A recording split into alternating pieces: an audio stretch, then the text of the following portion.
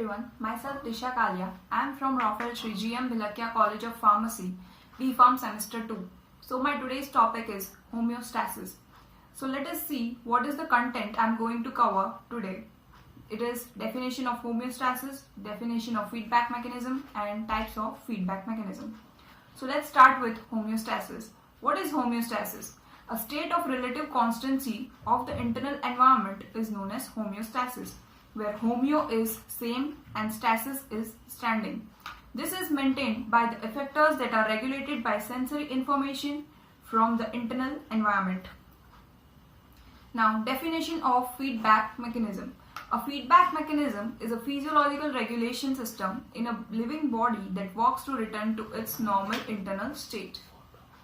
This is done more often intentionally in order to control the behavior pattern of the system.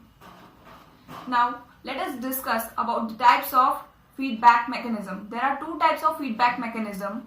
First one is negative feedback mechanism and the second one is the positive feedback mechanism. Let's take the look to the photo. That is, the response may be in the same direction, that can be as the positive feedback mechanism, or in the opposite direction, so it can be negative feedback mechanism. Now, let us discuss some of the topics regarding negative feedback mechanism.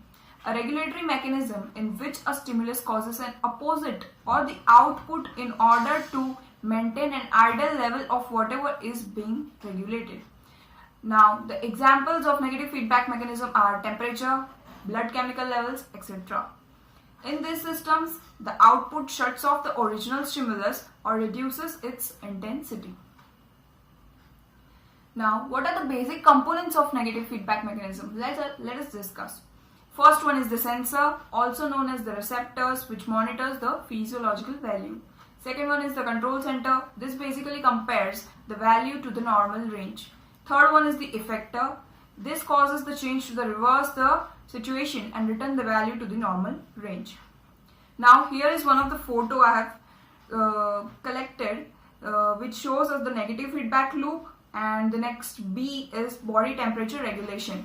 So for the body temperature exceeds from 37 degrees Celsius, which then move forwards to nerve cells in skull and brain, temperature regulatory center in brain, and then finally to sweat glands throughout the body. Now let us discuss about positive feedback mechanism. In positive feedback mechanism, the result enhances the original stimulus so that the activity or the output is accelerated. The example of positive feedback mechanism is the release of oxytocin from the posterior pituitary gland during labor. I have here collected one more photo which tells us about the positive feedback mechanism. Let us take a look to it. A positive feedback loop system entails a response that is in the same direction of the perturbation. Positive feedback mechanism usually control infrequent events that do not require continuous adjustments. Positive feedback mechanisms increases the deviation from an ideal normal value. Now I have one more photo regarding the example of positive feedback mechanism. Here I have the photo of the child pushes on the cervix or the stimulus and the signal is sent to the brain. The brain releases oxytocin to stimulate the uterus to contract. As the baby pushes, more oxytocin is released, completing the positive feedback mechanism. This continues until the baby is delivered.